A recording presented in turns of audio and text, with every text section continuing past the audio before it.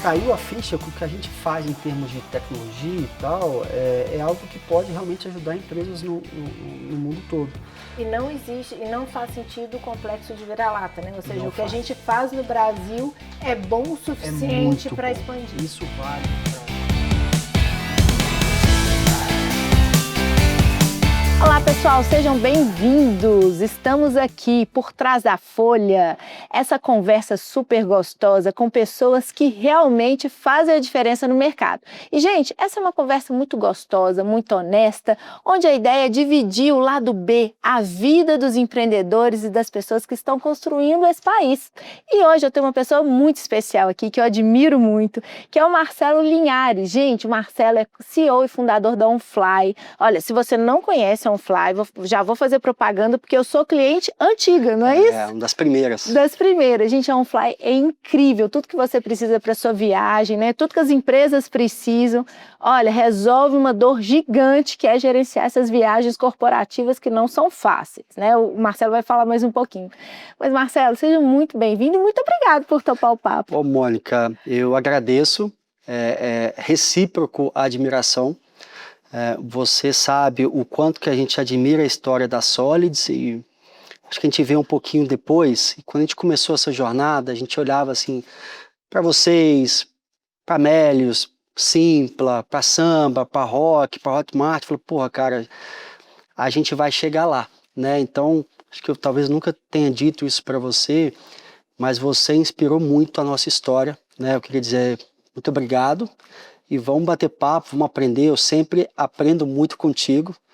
Obrigado por receber na sua casa, pelo vinho, pela água. E parabéns pela iniciativa aí do podcast. Muito bom. E Marcela, a ideia é que a gente conversar. Boa. O meu time fez um roteiro muito lindo que eu não vou seguir, porque a ideia é que... Isso é igual eu. O pessoal fica brigando, né? Pô, segue. Falei, cara, eu não consigo. Eu tenho que ser... espontâneo. E o pessoal de casa também, sintam-se em casa, mandem comentários e vamos todo mundo junto. Marcelo, mas vamos contar um momento da sua vida, assim, que foi muito tranquilo, muito fácil, que eu lembro, você startup, voando, crescendo, tudo bonitinho, novos clientes, vendendo passagens, e de repente vem a pandemia.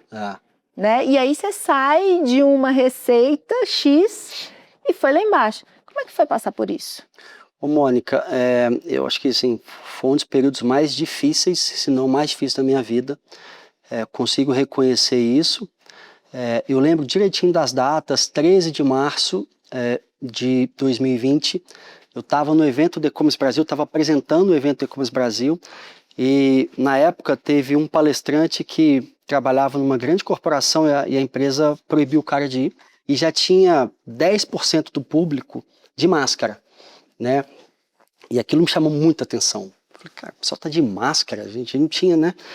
Que exagero, né? Extremamente exagerado, a gente criticava as pessoas que usavam máscara, né? E eu lembro que eu saí desse evento que acabou tendo mais ou menos umas 4, 5 horas, eu fui pro escritório e fiz reunião com os meus sócios. Falei, galera, fudeu. Esquece isso, Marcelo, vai passar, é uma gripe, aquela história toda. E eu falei, gente, não sei não, acho que vai vir coisa pela frente. Na época, em termos de, talvez de número, a gente estava fazendo de receita mesmo, 150, 160 mil de receita mês. Era março. E no dia 16 já teve várias empresas que já proibiram, 16 foi no segundo, que já proibiram os funcionários de ir para o escritório, ficar em casa. E acho que na outra semana já fechou Belo Horizonte e tal. E aí, falando um pouco de números, a gente fazia 160, 170 mil de receita, nossa receita caiu para 14 mil, em abril, né? Então você sai de 160 para 14. Para 14 mil, e a gente no conceito o termo que o pessoal usa em startup, a gente era bootstrap. Então era dinheiro... Sem investidor. Sem investidor, era dinheiro nosso ali. Quando eu saí da Constância, eu era executivo, e a gente ficou sem salário. O primeiro salário que eu ia receber ia ser em abril de 20. E aí veio a pandemia. Então foi muito difícil. A gente não tem muito orgulho, mas acho que nesses momentos você tem que tomar decisões difíceis e rápidas. Em abril, a gente já desligou, mais ou menos 11 de abril ali, a gente desligou todo o time. enxugamos as máquinas e preparamos a empresa para um período de baixa, né? E é todo mundo falando assim, aí nesse momento, aventureiro, brincando, na primeira crise o cara desmonta o time todo, mas foi muito ruim, Mônica, assim, foi um período que eu tenho muita gratidão aos meus sócios, porque eu tava numa assim, gente, não vamos desligar, aí o meu sócio, você tá doido, acabou o emprego, acabou não sei o quê, a gente fica num modo meio automático, meio voado, e meu sócio falou, Marcelo, acabou, cara. E eu lembro direitinho que o meu sócio falou assim, você tá comendo carne vermelha, não tá? Eu falei, cara, pouco, acabou, você vai comer carne branca, porque eu já cortei carne vermelha, que é mais caro. Ele falou, Marcelo, você vai entrar num nível de restrição financeira que você nunca passou. E aquilo me assustou, mas eu me preparei, né? Então, foi o período que os boletos chegavam, não pagavam, nossa, foi horrível, né? Mas mais ou menos ali em junho, né, a gente viu que tinha alguns aviões, alguns hotéis abertos. A gente falou, pô, se tem hotel aberto, tem avião no ar, tem mercado pra gente. A gente começou a religar as máquinas. E aí foi o melhor momento pra gente, porque até então a OnFly, 100% dos clientes da OnFly era empresa de tecnologia. Tipo Solids, Rock, Samba. E foram as primeiras que sentaram em cima do Zoom ali, né? Eu falei, cara, tá ótimo esse trem aqui, né? E a gente foi para a empresa de economia real. Então a gente diversificou muito o pool de clientes. Você foi obrigado e isso deixou a gente mais cascudo. Então, olhando para trás em retrospecto, a pandemia foi bom para a gente. Você só faz essa análise friamente depois, mas nossa, tanto que eu chorei, Jesus amado. Mas que fica psicológico. Como é que você conseguiu não surtar? Não, eu surtei. Você surtou? Eu surtei. Como é que era lidar com esse psicológico? Como é que era administrar isso? Eu bebia isso? todos os dias. Então, assim, você recorre a coisas mais frágeis, né? Então, você recorre a esse negócio. E graças a Deus, sou casado, já era casado. Tinha um menino de 4 anos, né? Então, minha esposa me ajudou muito, cara. Minha esposa nunca assim, o boleto chegou, você não vai pagar? Nunca jogou na minha cara. Quando ela podia pagar, ela pagava. Quando não podia pagar, embarrigava. Mas acho que foi família, sendo super honesto. Como é que você passou por isso? Família e Deus. Tão simples quanto isso. Mas eu dei uma surtada. Bebi, errei a mão em bebida, comecei a beber. E eu acho que muito empreendedor passou por isso. Né? Eu fico... Não que eu tenha orgulho, mas eu preciso falar ali. Foi um período muito ruim para mim. E eu ganhei 20 quilos na pandemia. É verdade, eu lembro. Você lembra disso? Eu engordei muito. Eu ganhei 20 quilos na pandemia. E eu acho que é uma coisa que, assim, a gente conhece algumas histórias, né, de pessoas, né, que entraram em forma na pandemia, que se ressignificaram, mas eu também, para mim foi muito difícil, assim, eu precisei, foi na saída da pandemia que eu consegui dar uma virada, mas a pandemia mesmo foi muito difícil. Como é que foi para vocês, assim, porque o modelo de vocês já era mais inside sales, né?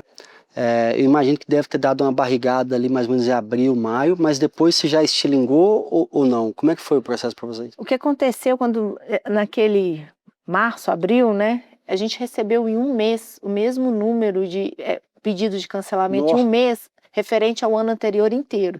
Ou seja, a gente, no mês da pandemia ali, a gente tinha mais pedidos de cancelamento do que o ano anterior.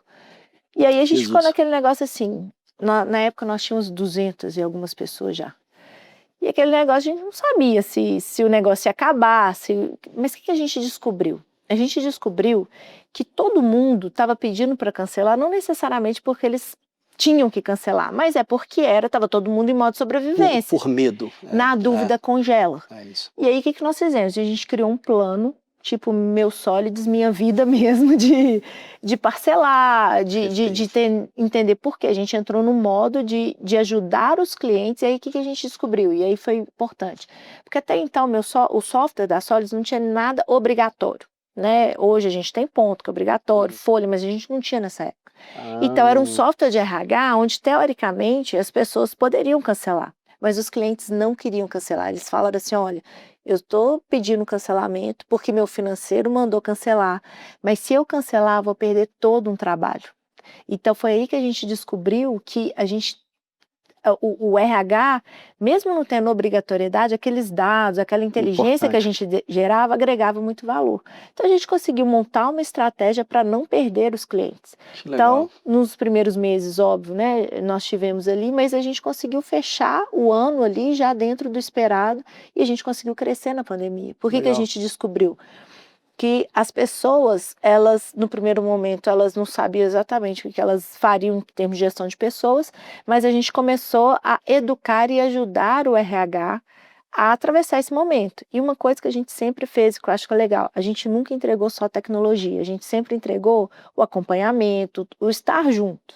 Então a gente se preocupava em desenvolver o software e as pessoas que usavam o software. Legal. Então, eu lembro assim que na pandemia eu fiquei durante muito tempo, era 2, 3 vezes por dia, fazendo live, conversando com o cliente. Então, assim. Para entender o momento. Foi um momento que a gente acabou se aproximando do nosso público para todo mundo passar por isso junto. Então, foi bom.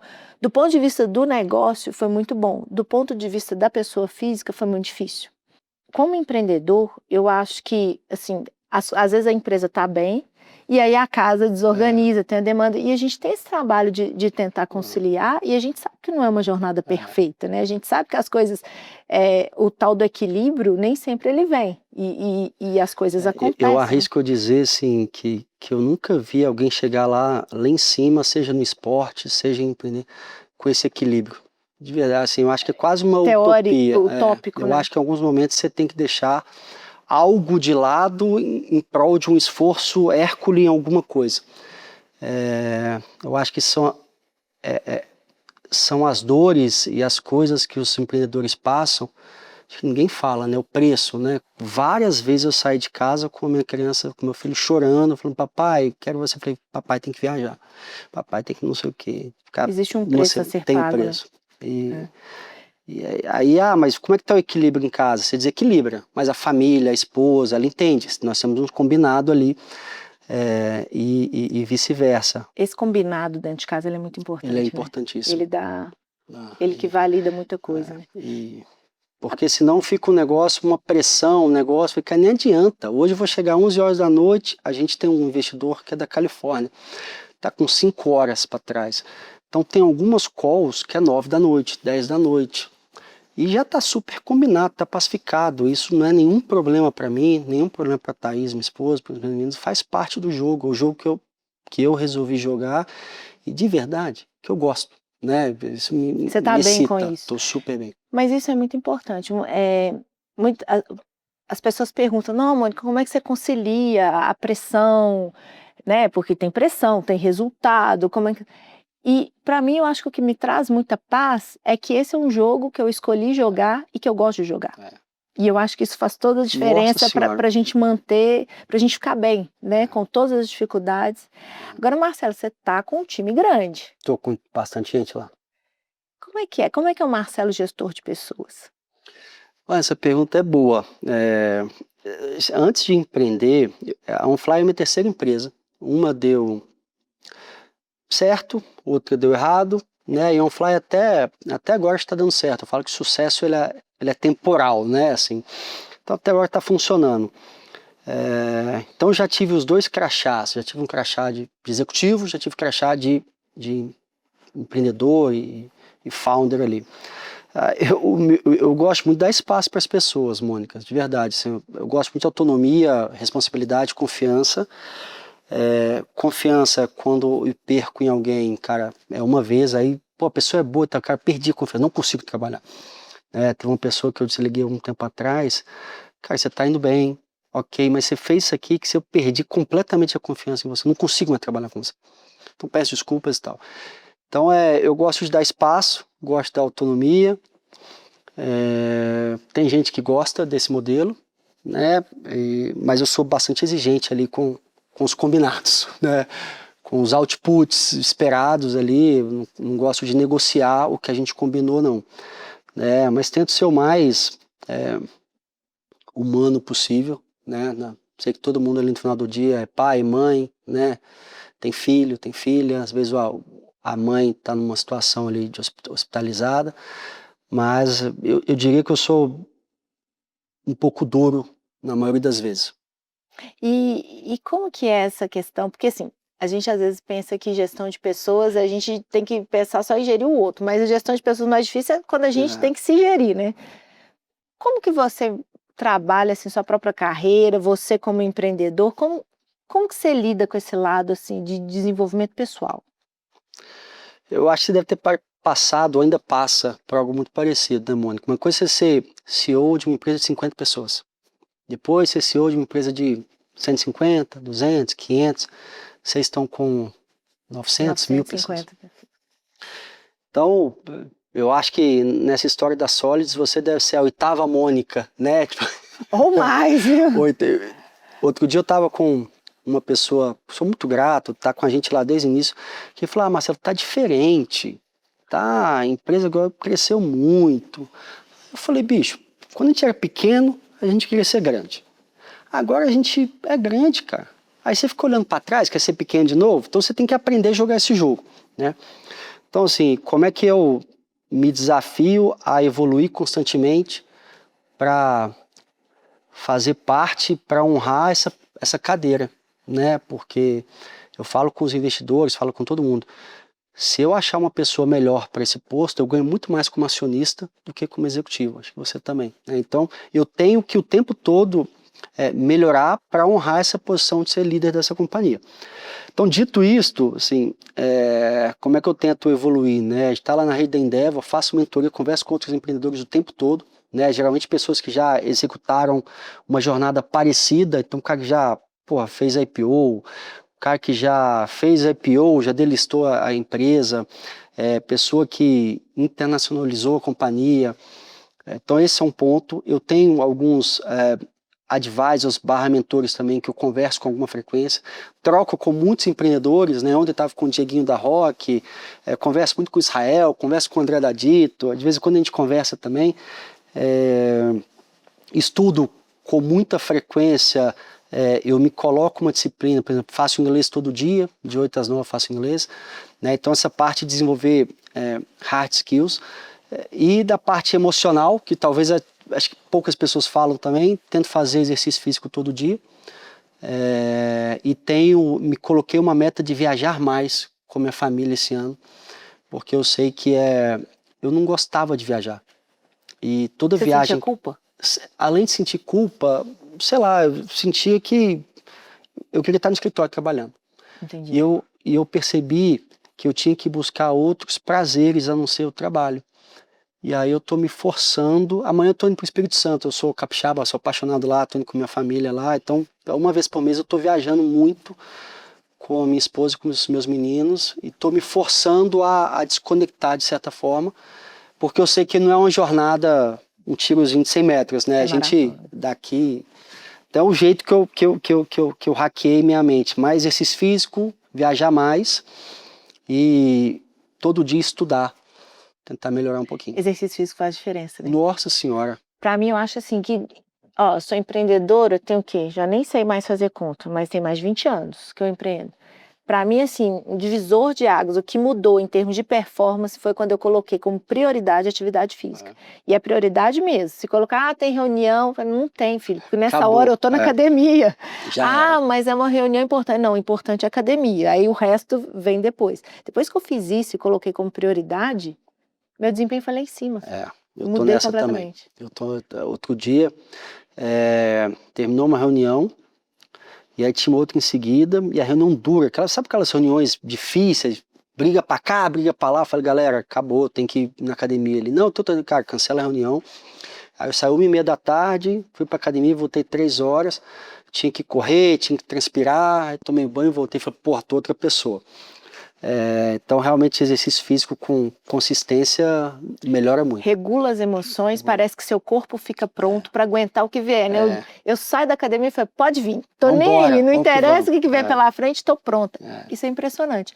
Agora, você falou uma coisa também que é muito importante e que às vezes os empreendedores têm dificuldade. Você falou que a hora que você não for a melhor pessoa, né, para sentar na cadeira de CEO, você vai dar lugar para outra pessoa, porque você vai ganhar mais como acionista. E normalmente o CEO tem aquela relação de filho com a companhia, né, o fundador. né? E eu acho isso muito importante. Eu acho que o CEO, o fundador, que se coloca em primeiro lugar como acionista, ele consegue tomar decisões mais pragmáticas e pensar com mais clareza, né? Mas isso tem que colocar o ego no lugar. Como é que... Cara, tem gente que se apaixona. Tem gente, nossa, eu falei, cara, eu sou apaixonado pelos meus meninos, pela minha esposa.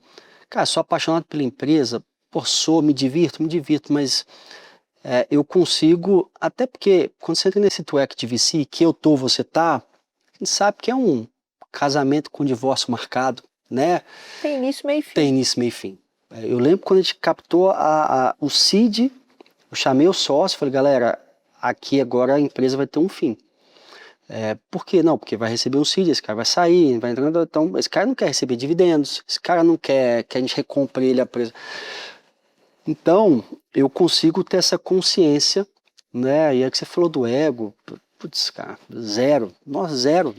Às vezes ou é vaidade ou é até uma relação emocional, um vínculo emocional com o negócio, né? Que é bonito sobre um aspecto, né? Então é legal quando o empreendedor ama, mas muitas vezes isso é um gargalo para o negócio crescer. E outra até falta de humildade. Assim, às vezes eu falo, cara, assim, às vezes eu converso com alguns empreendedores, eu falo, porra, o cara briga com o investidor, estava naquele painel falando, não, porque eu que toco o negócio, eu que não sei o quê.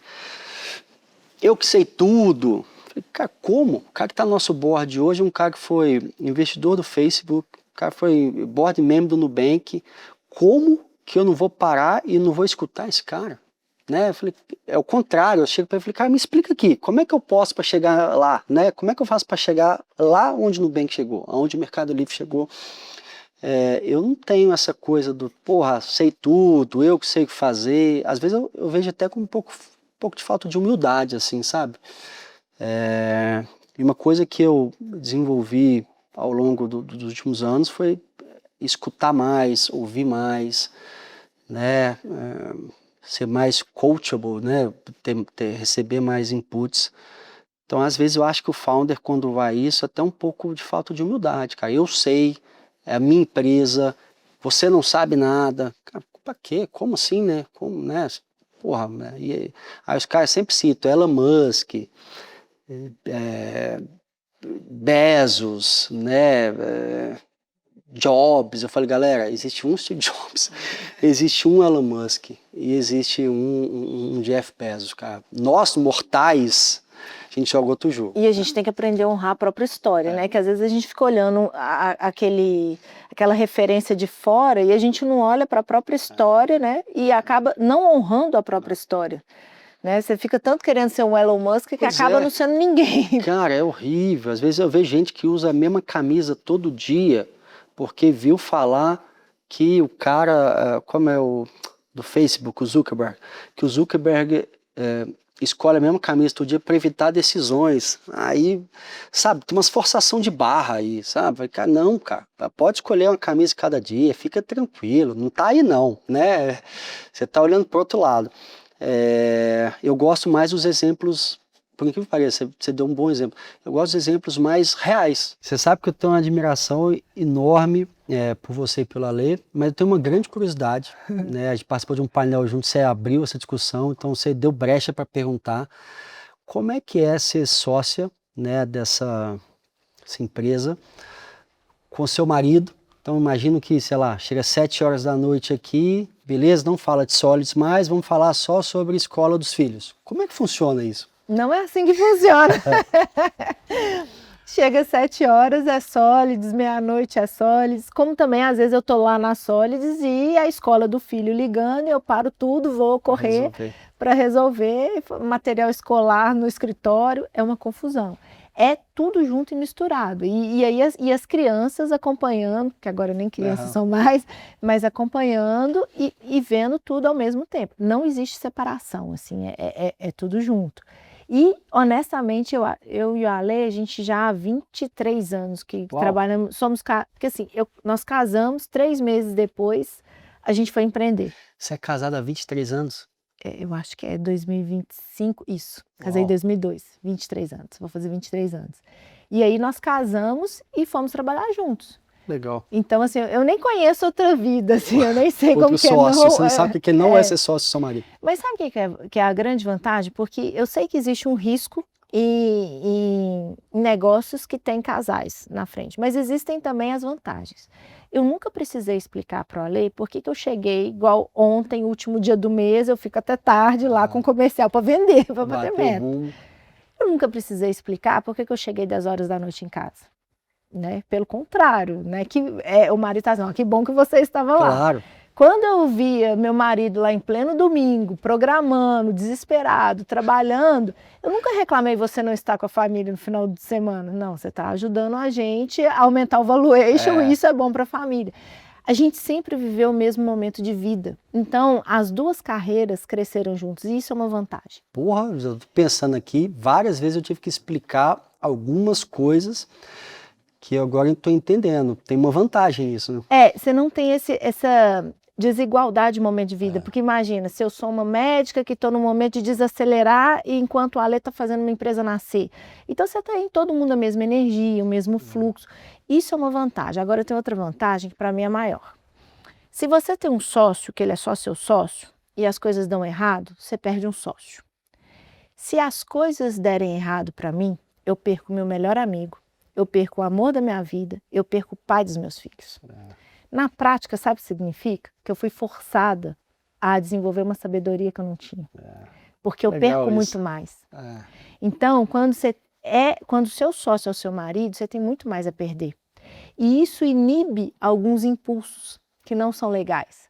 Então, você precisa respeitar muito mais, você precisa pensar antes de falar, você acaba desenvolvendo uma maturidade, porque o que você tem a perder é muito maior. Você tem um comprometimento maior. Exato. Eu uso essa metáfora mais como, o pessoal fala como é que é, eu fui empreender com 35 anos, casado, com filho, e o pessoal fala, como é que foi empreender com um filho pequeno? Eu falei, cara, foi a melhor coisa que tem, porque não teve nada que me motivou mais, né? Então, estou entendendo que, assim, você ser casada com seu co-founder, seu sócio, te ajuda, né? Porque algumas coisas que, se ele não fosse talvez seu marido, talvez você tomaria algumas decisões que ele sendo seu marido, você não tomou e foi bom para você evitou os impulsos. São 3 sócios na OnFly, cada um é de um jeito. E assim, eu sou completamente a favor, né? Eu acho que os sócios têm que te complementar. Não necessariamente ser seu melhor amigo, mas ter complementos teu e você respeita muito e admira muito, né? Legal. Agora, Marcelo, vamos continuar esse papo de um outro jeito? Vamos. Porque a ideia é o seguinte, eu já sei que você é bom CEO, você é bom fundador, você construiu um negócio incrível, eu quero que você fale um pouquinho mais do seu negócio, mas agora nós vamos para um momento que chama receita de sucesso. Boa. Tá? Mas o negócio é o seguinte, eu quero ver você pôr na mão na massa. Vamos embora, literalmente. Adoro fazer comida, arte, vamos que vamos. Então vamos lá. Pessoal, o papo estava tão bom que até escureceu, ó, já está de noite, mas agora a gente vem para a melhor parte, Marcelo. É receita de sucesso, você vai pôr a mão na massa. O negócio é o seguinte, o desafio, você vai fazer uma pizza pra gente. Boa. Porque a gente já falou muito, eu tô com fome, e a ideia é que você vai fazer uma pizza. Só que você vai poder escolher, e eu não quero uma pizza, não vem com essa de calabresa, portuguesa, marguerita, não. Você vai criar uma pizza. Bora. Tá? E do jeito que você quiser, fica à vontade. Tá aqui a massa, ali você pode escolher. Você falou que você gosta de churrasco, né? Eu adoro churrasco, mas eu amo pizza, assim, você acertou. Nossa, você pode me chamar aqui toda semana se não quiser. Então aqui, ó, aqui tem algumas coisas para você usar, você pode escolher. Tem carne, tem... Fica à vontade. Então a gente vai conversando e você já valendo, já pode fazer. Ó, eu tô de jejum, então assim, já sabia que ia ter esse momento aqui, então nem comi, nem almocei. Então tô super empolgado. Para a pizza ficar mais gostosa. Boa, mas só que você vai ter que orientar aqui, Mônica, esse aqui é um negócio novo para mim aqui. Vamos lá. Mas Marcelo, chama receita de sucesso, porque a galera adora vender sucesso, né? O que é sucesso para você? Nossa, essa pergunta ela é boa. Eu pego aqui com a mão? Pode pegar. Tá. Cara, sucesso. Sucesso é ter pessoas que você ama do lado, né? Às vezes eu converso com algumas pessoas que o cara é empresário, tem dinheiro e tal, mas o cara não conversa com com o pai, converso com a mãe, converso com os irmãos. Então, eu acho que ter sucesso parte de uma premissa para mim tá bem com a família, né? Eu converso com meus pais todos os dias, converso com os meus irmãos, né? Eu amo os meus filhos, estou com eles o tempo todo. Isso é um sucesso, né, na minha opinião. E outro sucesso é trabalhar com o que você gosta. Cara, eu sou apaixonado pelo que eu faço. Eu aprendi a me apaixonar pelo que eu faço e também consegui me cercar de pessoas muito boas na minha jornada. Então essa é a minha definição de sucesso. Não é sobre ter uma empresa muito grande, ter uma empresa muito pequena, mas é estar bem com a família, estar bem com as pessoas que você gosta e se cercar de pessoas boas. Isso para mim é sucesso. Deixa eu te ajudar a ter sucesso aqui, ó. Aí Pô, você vai vamos lá, e colocando agora? aqui, joga aqui Pode e jogar você assim bruto? joga Ai, meu Deus do céu, vai fiz engrossando errado. um pouquinho a massa. Não. Aqui, e aí você vai abrindo. Tá. E aí seu jeito é o jeito certo. Mônica, quando eu comecei essa história da OnFly, junto com os meus sócios, a gente, hoje, uma métrica principal nossa lá é o que a gente chama de GMV. Né? A gente é um marketplace mais um SaaS. Então hoje, anualizado, a gente está com mais ou menos 1.700 de GMV. E quando a gente começou esse trem lá atrás, no meu melhor desenho era chegar em 300 milhões, ter uma empresa de 30 milhões de receita. Então eu brinco que eu já tô meio que no impossível. Eu jamais imaginava que ia chegar onde a gente chegou. Só que eu tô gostando desse trem, sabe? Então assim, eu tô gostando. A gente abriu o México agora. A gente tá abrindo no México. Estamos com 40 clientes lá. Já entendemos que o que a gente está desenvolvendo aqui em termos de solução... Mônica, está certo aqui ou não? O seu jeito é o jeito certo, relaxa. Já entendemos que o nosso tipo de solução é uma solução que resolve um problema, uma dor meio que global, não só do Brasil. Então a gente acha que tem muito espaço de fazer em México. A Colômbia também está no radar ali. Então, pessoal, eu falo que me deixaram sonhar, me deixaram chegar lá, né? E agora vão ter que aguentar a gente. Que bom. Eu acho que tem muito espaço ainda. Bom. Tá bom? Tá ótimo? Fininha a massa? Tá. E agora? Pode pôr. E aí Gente, agora tá você feio monta demais, do seu jeito. Mônica, eu tô com vergonha desse Não, trem. mas é Tudo que torto. tá mais bonita que... Eu vou fazer uma pra você Tá, ver. tá bom. Eu vou fazer uma Então, pra você embora. achar que a sua tá bonita. Ó, então agora você coloca queijo, molho. Tá. Todo mundo fala assim, o Brasil é muito grande. E eles colocaram na nossa cabeça que a gente só pode exportar commodity, só pode exportar café, soja, carne. E aí quando a gente fala que vai exportar tecnologia e serviço, as pessoas falam assim, cara, você é egóico, não precisa, o Brasil é muito grande e tal.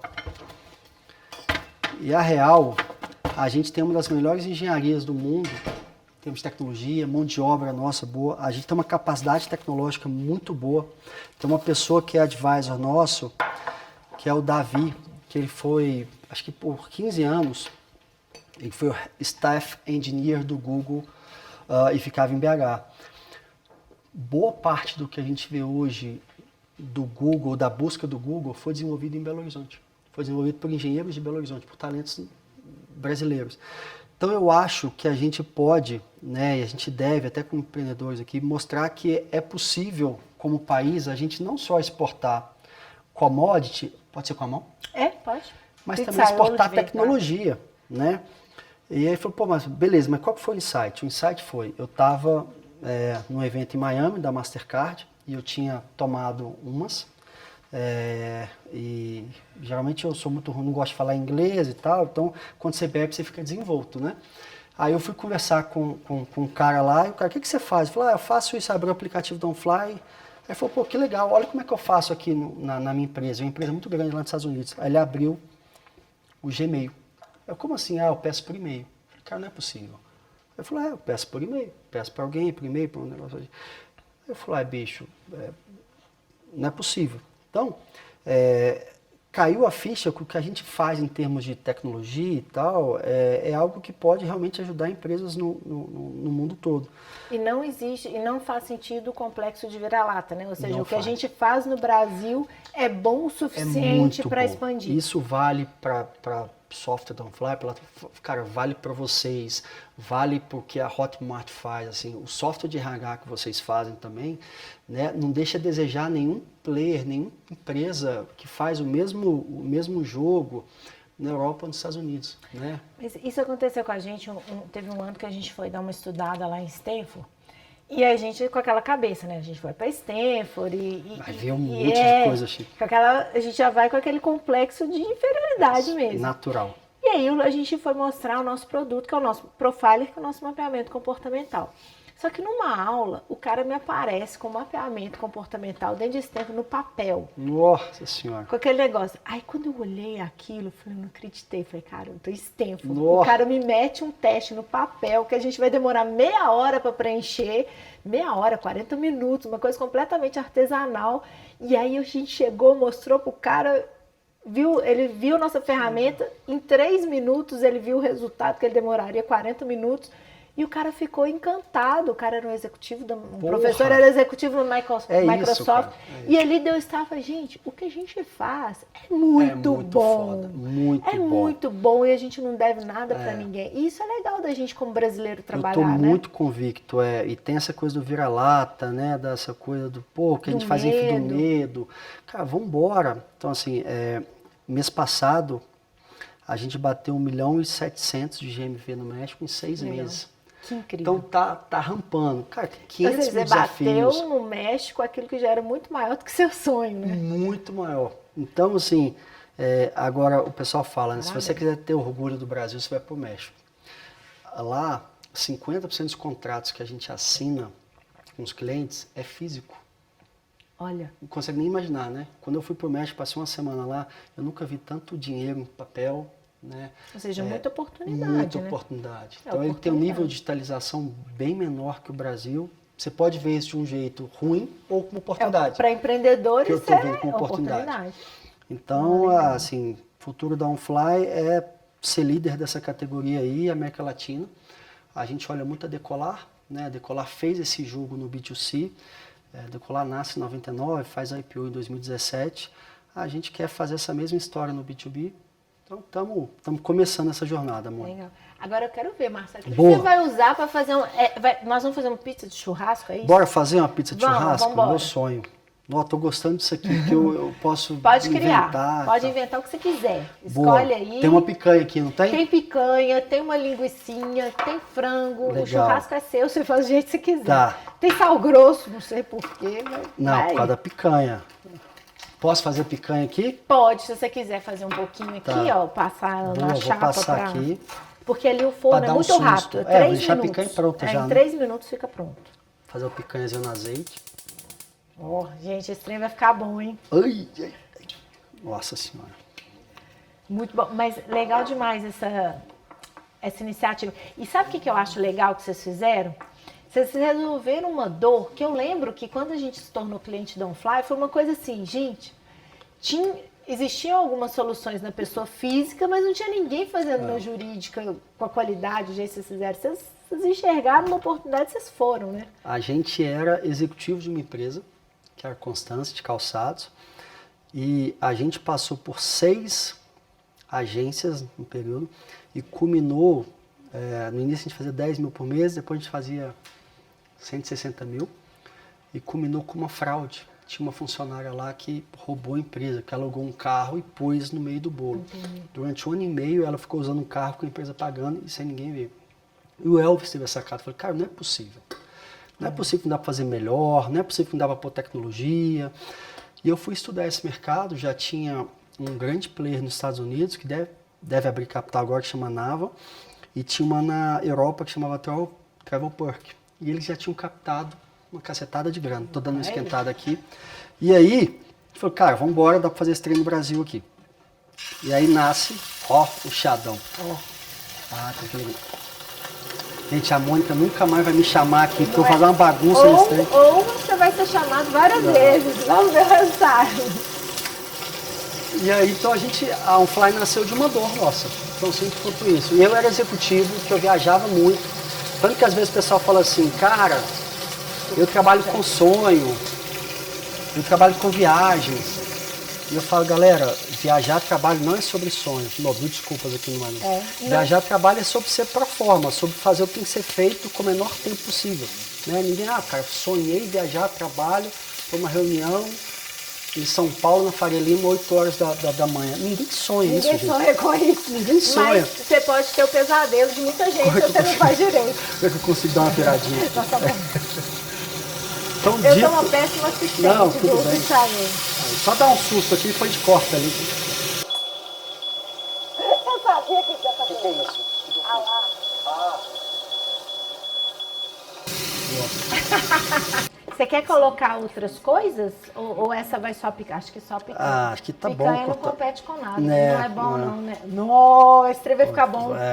Deve ficar. Ó, o Marcelo não quer te falar, não, mas. Alguém já fez de picanha? Não.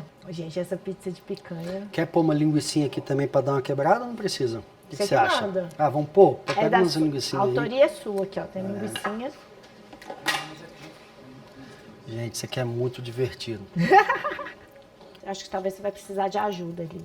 Não, tenho certeza que eu já fiz. Ó, aqui põe. eu acho que tem um esquema aqui, ó. Tá. Gente, Eu tô sentindo que o Ale tá fazendo falta eu aqui. hein? também tô sentindo. gente.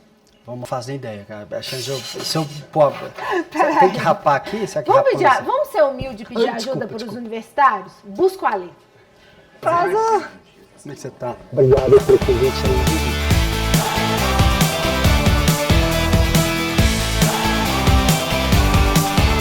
Olha que legal, nosso time preparou com muito carinho para você. Ramon. Você ter participado por trás da folha. Obrigado. Pô, conta sempre comigo aí. Isso aqui é uma diversão. Nossa Senhora.